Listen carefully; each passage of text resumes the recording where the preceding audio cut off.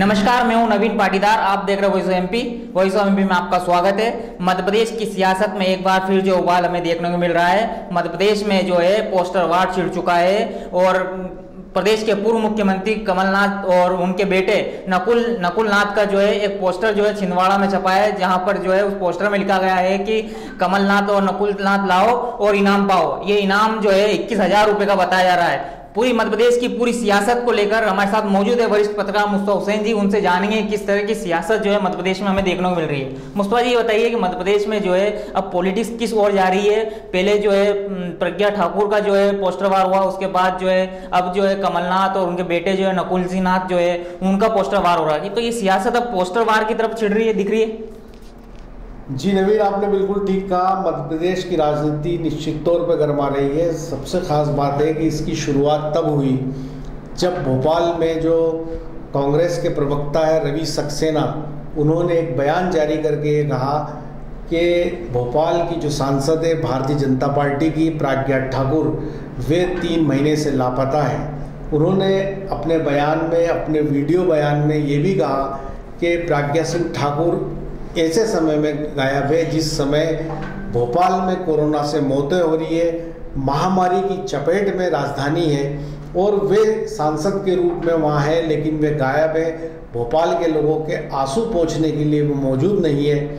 और उन्होंने अपने इस वीडियो बयान में ये भी कहा कि प्रज्ञा ठाकुर लाओ और इनाम पाओ, और उन्होंने 5,000 रुपये का इनाम घोषित किया। तो पिछले 1 सप्ताह से लगातार जो है भोपाल की सांसद प्रज्ञा सिंह ठाकुर को लेके काफ़ी बयानबाजी चल रही है। कांग्रेस के अलग अलग संगठनों ने इस पे बयान जारी किए और बार बार ये मांग की कि प्रज्ञा ठाकुर पे 5,000 रुपये का इनाम वो देंगे। तो अभी जो आज जो बड़ी खबर आ रही है वो खबर उसी का जवाब लगती है, जो छिंदवाड़ा में एक पोस्टर जो है वो वायरल हो रहा है, जिसपे पूर्व मुख्यमंत्री कमलनाथ की फ़ोटो है, उनके बेटे सांसद नकुल नाथ की फ़ोटो है, और उसमें कहा गया है कि इन दोनों को लाओ और इनाम पाओ। और इसमें इनाम ज़्यादा है। रवि सक्सेना जो है प्रवक्ता कांग्रेस के, उन्होंने प्रज्ञा ठाकुर पे 5,000 का इनाम रखा। अब जो पोस्टर वायरल किया गया है उसमें 21,000 रुपये का इनाम रखा गया है। और चूँकि जैसा आप जानते हैं कि राजनीति में इस तरह की जितनी भी कवायदें होती है उसमें नाम पता होता नहीं है कि आखिर ये किसने जारी किया, क्यों जारी किया, उसका एड्रेस है, ऐसा कुछ नहीं है। ये पोस्टर जो है सोशल मीडिया पे वायरल हो रहा है, जिसमें कमलनाथ और उनके बेटे नकुल नाथ के ऊपर 21,000 का इनाम घोषित किया गया है। तो निश्चित बात है कि इसको उसी का जवाब माना जा रहा है जो इनाम की घोषणा कांग्रेस पार्टी ने पहले प्रज्ञा सिंह ठाकुर पे की थी। तो ऐसा माना जा रहा है कि अब उसके जवाब में भारतीय जनता पार्टी ने कमलनाथ और उनके बेटे नकुल नाथ का पोस्टर वायरल करके 21,000 का इनाम घोषित कर दिया। तो कहीं ना कहीं मध्य प्रदेश में ये लग रहा है कि अब राजनीतिक गरमाई भी दिखती है। दोनों तरफ से पोस्टर वार और इनाम लाओ इनाम पाओ घोषणाएं होने लगी है। जी नवीन, अब क्या लगता है मुस्तफा जी कि कोरोना काल जो है अब कहीं ना कहीं कम दिख रहा है और जो कोरोना जो है वो अब धीरे धीरे छट रहा है, और तो क्या मध्य प्रदेश की राजनीति अब उबाल पे आएगी? क्या हमें मध्य प्रदेश की राजनीति देखने को मिल सकती है नए रूप में? नहीं, बिल्कुल ठीक कहा आपने नवीन। जो ये 2 महीने से ज़्यादा का वक्त निकला, ये कोरोना काल का वक्त था।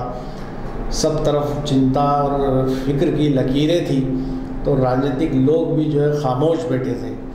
और इस समय जैसे प्रज्ञा सिंह ठाकुर का मुद्दा उठा और आज जो कमलनाथ और नकुल नाथ के ऊपर जो इनाम की घोषणा की गई और ये पोस्टर वायरल किया गया, तो साफ तौर पे दिखाई देता है कि जैसे जैसे कोरोना काल से हम निकलते जा रहे हैं वैसे वैसे अब पॉलिटिकल माहौल बनता जा रहा है मध्य प्रदेश में। सियासत गरमाने लगी है मध्य प्रदेश में।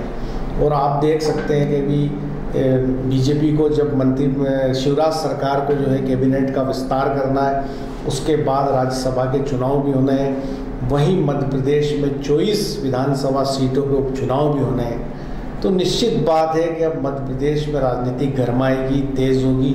और ये जो हमले हैं, पॉलिटिकल हमले जो एक दूसरे पर पार्टी करती है, उसकी ये शुरुआत हो चुकी है।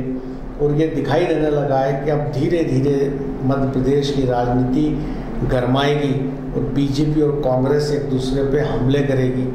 वो निश्चित बात है कि कांग्रेस कहीं ना कहीं कमलनाथ जो है वो अंदर खाने तैयारियों में लगे हैं। उपचुनाव को लेके उनकी कॉन्फिडेंशियल मीटिंग्स चल रही है, वो लोगों से विधानसभा सीटों पर संपर्क भी साध रहे हैं। जो हमारे पास खबरें आ रही है वो ये तक भी आ रही है, कई जगह उन्होंने अघोषित रूप से जो उम्मीदवार हैं उनको यह तक कह दिया है कि आप मूवमेंट बनाओ, लोगों में जाओ, काम करना शुरू कर दो, आपको चुनाव लड़ना है।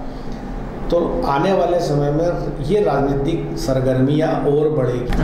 तो मुस्तफा जी, एक सवाल और होता है, आपने बताया कि मध्य प्रदेश में जो है राजनीति की सरगर्मियाँ बढ़ेगी, तो इसमें ये जो मंत्रिमंडल का विस्तार होना है तो किस तरह की अपडेट है कि ये मंत्रिमंडल का विस्तार पहले हुआ क्या उपचुनाव के बाद? क्योंकि कई के मन में जो है कि ऐसा लग रहा है कि जो उपचुनाव के बाद मंत्रिमंडल का विस्तार किया जाएगा, ऐसी बातें पैरों में निकल के आई है, तो किस तरह की जानकारी?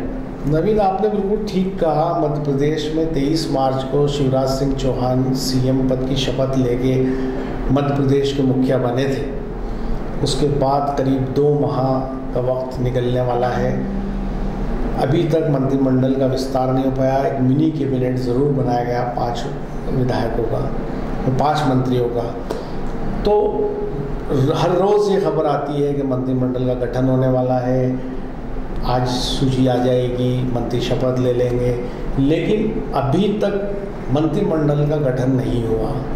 तो कहीं ना कहीं ये बात है कि अंदर खाने जो खबरें हमारे पास आ रही है कि भारतीय जनता पार्टी में भी बड़ी उठापटक है। वो उठापटक मंत्रियों के नामों को लेकर है, जिसमें भोपाल की सहमति होती तो दिल्ली असहमत होती है, और दिल्ली की सहमति होती तो भोपाल में असहमति होती है। तो कहीं ना कहीं इस खींचतान में मंत्रिमंडल की सूची अटकी हुई है। और दूसरी बात यह है कि जो इनका जो शुरुआत में जो तय हुआ था, सिंधिया जब कांग्रेस छोड़ के बीजेपी में आए थे तो उनके साथ जो लोग आए उन्हीं को रिपीट करने का है। तो उसमें भी एक सर्वे आ रहा है जिसमें रिपोर्ट ये आई है कि जो 22 सिंधिया समर्थक है वो उपचुनाव में उनमें 20 हार रहे हैं, और 2 ही ऐसे लोग हैं जो कड़ी फाइट कांग्रेस को दे पाएंगे। तो उस झंझट में भी पार्टी उलझी हुई, क्योंकि यदि उनको लड़ाया गया और वो हार गए तो उस स्थिति में शिवराज सिंह चौहान की सरकार चली जाएगी। और डील पे अगर बात की जाए तो उनको लड़ाना ज़रूरी है।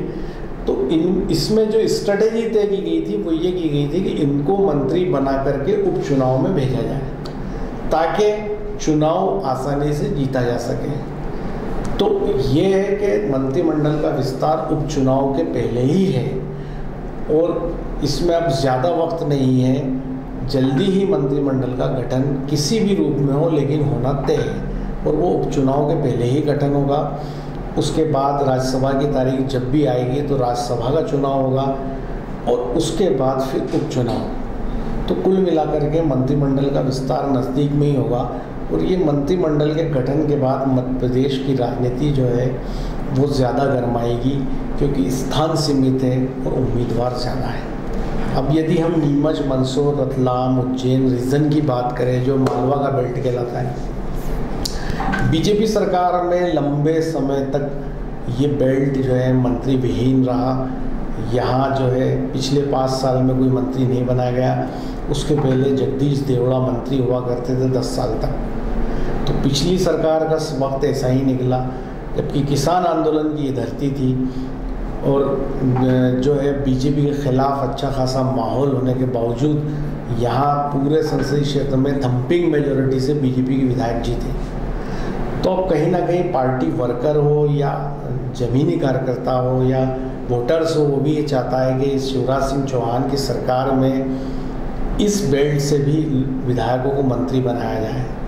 तो जैसे नीमच की बात करेंगे तो ओम प्रकाश सकलेजा सबसे सीनियर व्यक्ति, 4थे टर्म के विधायक हैं। पिछली सरकारों में उनसे जूनियर लोगों को मंत्री बनाया गया है।